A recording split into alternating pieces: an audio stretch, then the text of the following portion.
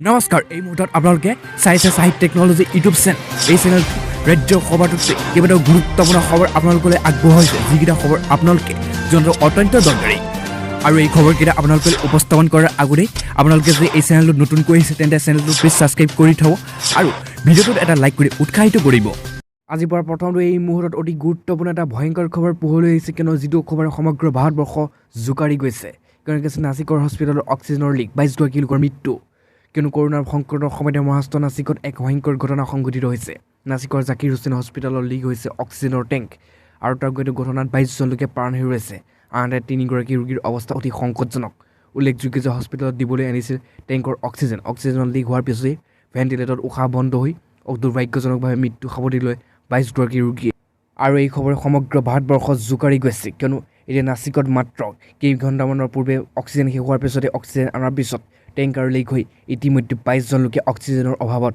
হস্পিটেলতে নিমিষতে শেষ হৈ গৈছে জীৱন কৰোনাক সহজভাৱে লোৱা সকলৰ বাবে এই মুহূৰ্তত অতি ডাঙৰ খবৰ কিয়নো সকলো ফালৰ পৰা এতিয়া কেৱল এটাই খবৰ অক্সিজেনৰ মজুত ভাণ্ডাৰ তলি উদং আৰু কৰে উপায়বিহীন হস্পিটেলৰ সমূহত মূৰে কপালে হাত দিছে স্বাস্থ্যকৰ্মীসকলে নাছিকত আজি দেখা গ'ল অতিকে কৰুণ আৰু ভয়ংকৰ পৰিস্থিতি লগতে কিছু অক্সিজেনৰ অভাৱত হস্পিটেলত নিমিষতে শেষ হোৱা 22টা জীৱন এজনকৈ 22গৰাকী লোক অক্সিজেনৰ অভাৱত প্ৰাণ হেৰুৱাইছে অক্সিজেনৰ লিক হোৱাৰ থকাই তাক ঠিক কৰিবলৈ কিছু সময়ৰ বাবে অক্সিজেনৰ বন্ধ কৰাই এনেদৰে প্ৰাণ হেৰুৱালে 22জনকৈ লোকে আৰু আনহাতে দেশৰ ৰাজধানী দিল্লীতো কেইবাখন হস্পিটেলত শেষ হোৱাৰ পৰ্যন্ত উপনীত হৈছে অক্সিজেনৰ মজুদৰ ভাণ্ডাৰ আৰু মাত্ৰ 2 পৰা 5 ঘণ্টামানহে অক্সিজেনৰ কাম কৰিব বুলি জানিব দিছে দিল্লীৰ কেইবাখন হস্পিটেলৰ ফালৰ পৰা আৰু শ্ৰী গংগাৰাম হস্পিটেলৰ মাত্ৰ 5 ঘণ্টাৰ বাবে অক্সিজেন উপলব্ধ আছে উল্লেখযোগ্য যে এই হস্পিটেলখনত 58জন কৰোনা ৰোগী আছে আৰু 10গৰাকী ICUত ভৰ্তি আছে আনহাতে এই ICUত ষ্টেভেন হস্পিটেলত আৰু মাত্ৰ 2 ঘণ্টাৰ বাবে অক্সিজেন উপলব্ধ আজিৰ পৰা পাছত এই মুহূৰ্তত আনহাতে বহুতে ডাঙৰ খবৰ মুকলি হৈ আহিছে কিয়নো জনপ্ৰিয় কণ্ঠশিল্পী ভিতালী দাস আৰু নাই কৰোনাৰ আক্ৰান্ত হৈ যোৱাকালি নিশা তেওঁ প্ৰাণ শেষ নিশ্বাস ত্যাগ কৰিছে লগতে কৈছে জনপ্ৰিয় কণ্ঠশিল্পী ভিতালী দাস আৰু নাই কৰোনাত আক্ৰান্ত হৈ বুধবাৰে শেষ নিশ্বাস ত্যাগ কৰিলে জনপ্ৰিয় কণ্ঠশিল্পীগৰাকীয়ে COVID-19ত 14 এপ্ৰিলত কাহালিপাৰা চিকিৎসালয়ত ভৰ্তি কৰিছিল ভিতালী দাসক আৰু তেওঁ তেতিয়াৰ পৰা চিকিৎসালয়ৰ বিচনা মৃত্যুৰ সৈতে যুঁজিছিল কণ্ঠশিল্পীগৰাকীয়ে আৰু তাৰপিছতে লতা শিল্পী অনুষ্ঠানত ভাগ ল'বলৈ গৈ 14 এপ্ৰিলত অসুস্থ হৈ পৰিছিল ভিতালী দাস আৰু ভিতালী দাসৰ মৃত্যুৱে এতিয়া সৰ্বত্ৰ শোকৰ ছাঁ পেলাইছে জানমণি অঞ্জনা ৰংধালী আৰু বগীতৰা মৰমজান আদিৰ দৰে প্ৰতিখন জনপ্ৰিয় বিহুগীতৰে কেছেটৰে কণ্ঠ নিগুৰোৱা ভিতালী দাসৰ মৃত্যু ৰাজ্যৰ সংগীতৰ জগতৰ বাবে অপূৰণীয় আজিৰ পৰা পাছত এই মুহূৰ্তত অতি গুৰুত্বপূৰ্ণ এটা ভয়ংকৰ খবৰ পোহৰলৈ আহিছে কিয়নো অসমত এতিয়া কৰোনাৰ কাল ৰূপ ধাৰণ কৰিছে তাৰ লগতে ভয়ংকৰ হাহাকাৰ পৰিস্থিতিৰ সৃষ্টি হৈছে সমগ্ৰ অসমতে তাৰ লগতে ৰাজ্য চৰকাৰে এক বৃহৎ সিদ্ধান্তত উপনীত হৈছে আৰু ইয়াত কৈছে যে স্পষ্টভাৱে কোৱা হৈছে 15 দিনৰ বাবে বন্ধ হ'ব ঘোষণা কৰিছে ৰাজ্য চৰকাৰে সকলো সংগ্ৰাহক কিয়নো ক'ভিড সংক্ৰমণৰ দিশটোৰ প্ৰতি লক্ষ্য ৰাখি আৰু 15 দিনৰ বাবে বন্ধ ঘোষণা কৰিছে জিলাৰ ৰাজ্যিক সংগ্ৰহালয়সমূহ আজি আৰু যোৱাকালি 21 এপ্ৰিলত বুধবাৰে কাৰ্যকৰী হোৱাকৈ 5 তাৰিখলৈকে এই বন্ধ ঘোষণা কৰিছে দৰ্শকক সুৰক্ষাৰ প্ৰতি লক্ষ্য ৰাখি অসম চৰকাৰ সঞ্চালকালয় আৰু ইয়াৰ অধীনৰ সকলো সংগ্ৰহালয় 15 দিনৰ বাবে বন্ধ ঘোষণা কৰিছে জাৰি কৰা নিৰ্দেশনা অনুসৰি গুৱাহাটীস্থিত ৰাজ্যিক সংগ্ৰহালয়ৰ লগতে জিলাৰ সংগ্ৰহালয়সমূহ আৰু সঞ্চালয়কৰ অধীনত থকা ৰাজ্যৰ সকলো সংগ্ৰহালয় আজিৰ পৰা বন্ধ ঘোষণা কৰিছে কিন্তু উল্লেখযোগ্য যে ইয়াৰ পূৰ্বে আন এক নিৰ্দেশনা অনুসৰি ৰাজ্যৰ কিছু মঠ মন্দিৰ আদিও বন্ধ ঘোষণা কৰিছে ৰাজ্য চৰকাৰৰ লগতে মন্দিৰ পৰিচালনা কমিটি আদিও আৰু ইয়াৰ ঐতিহাসিক স্থান ৰংঘৰ কাৰেংঘৰ তলাতল ঘৰকে ধৰি যিসমূহ অসমৰ প্ৰাচীন কীৰ্তিচিহ্ন কেন্দ্ৰীয় পুৰাতত্ব আৰু বিভাগৰ অধীনত পৰে সেই সকলোবোৰ 15 মে'লৈ বন্ধ থাকিব বুলি ইতিমধ্যে ঘোষণা কৰিছিল তেনেদৰে 16 এপ্ৰিলৰ পৰা 15 মে'লৈ হাজোৰ পঞ্চতীৰ্থ বন্ধ থাকিব হয়গ্ৰীৱ মাধৱ মন্দিৰ দলৈ সংবাদ মাধ্যমৰ তথা অৱগত কৰাৰ কথা কৈছে তাৰ পাছত এই মুহূৰ্তত অতি গুৰুত্বপূৰ্ণ এটা বহুতে ডাঙৰ ব্ৰেকিং নিউজ মুকলি হৈ আহিছে কিয়নো মন্ত্ৰী ডক্টৰ হিমন্ত বিশ্ব শৰ্মাই পুনৰ এক হাই ভল্টেজ বৈঠকত অনুষ্ঠিত কৰিছিল আৰু এই বৈঠকৰ পাছত তেওঁ স্পষ্ট মন্তব্য কৰিছে সংবাদ মাধ্যমৰ আগত এক লাইভ ঘোষণা কৰিছে কিয়নো অসমৰ বাবে শীঘ্ৰেই আহিব পাৰে 2 কোটি ভেকচিন কিন্তু ইয়াত কৈছে মহানগৰীৰ আক্ৰান্ত সংখ্যা 1000 স্পৰ্শ কৰিলে বন্ধ হ'ব পাৰে সকলো শিক্ষানুষ্ঠান আৰু মহাবিদ্যালয় আৰু তাৰ লগতে এইবোৰ বন্ধ হোৱাৰ পিছতেই লগে সকলো মেট্ৰিক আৰু হায়াৰ ছেকেণ্ডেৰী পৰীক্ষা ইতিমধ্যে বাতিল কৰিব বুলি তেওঁ স্পষ্ট মন্তব্য কৰিছে লগতে কৈছে অসমৰ বাবে আহিব 2 কোটি ভেকচিন চলালে মন্ত্ৰী হিমন্ত বিশ্ব শৰ্মাই আজি স্বাস্থ্য বিভাগ আৰু স্বাস্থ্য বিভাগৰ জিলা প্ৰশাসনৰ মাজত এক গুৰুত্বপূৰ্ণ বৈঠক অনুষ্ঠিত হৈছিল ইয়াৰ পিছতে ভেকচিন সন্দৰ্ভত হিমন্ত বিশ্ব শৰ্মাৰ মন্তব্য 2 কোটি ভেকচিন অৰ্ডাৰ দিম কালি নিশা 1 কোটি দিছোঁ আৰু 1 কোটি কাইলৈ অৰ্ডাৰ দিম আৰু অসম আৰোগ্য নিধিত ৰাইজৰ 116 কোটি টকা আছে আৰু সুদ মিলাই 118 কোটিৰো টকা হৈছে আৰু গোটেই পুঁজি ভেকচিনৰ কামত ব্যৱহাৰ কৰা হ'ব। আৰোগ্য নিধিৰ ওপৰঞ্চি টকা ৰাজ্য চৰকাৰে ব্যয় কৰিব।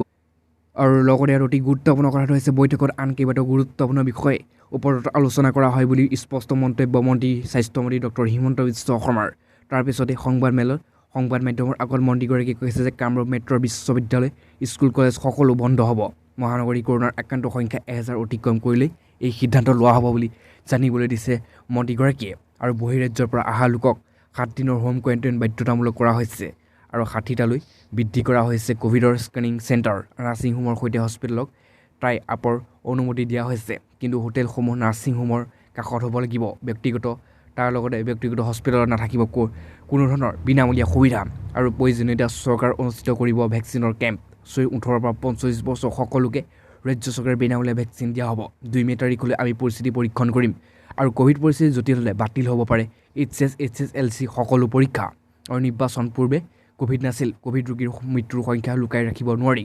10,000 কৰ্মচাৰী মোৰ লগত ষড়যন্ত্ৰ নকৰে, কিন্তু যিমানেই যুঁজিব পাৰোঁ সিমানেই সোণ বেছি আৰু উজ্জ্বল কৰি হ'ব। আৰু তাৰ লগতে 2020ৰ তুলনাত ভেকচিন নষ্ট হোৱাৰ পৰিমাণ তেনেই কম। কিন্তু ক'ভিড সন্দৰ্ভত গুৰুত্বপূৰ্ণ বৈঠকৰ পিছতে এই মন্তব্য কৰিছে ৰাজ্যৰ মন্ত্ৰী ডক্টৰ হিমন্ত বিশ্ব শৰ্মাই।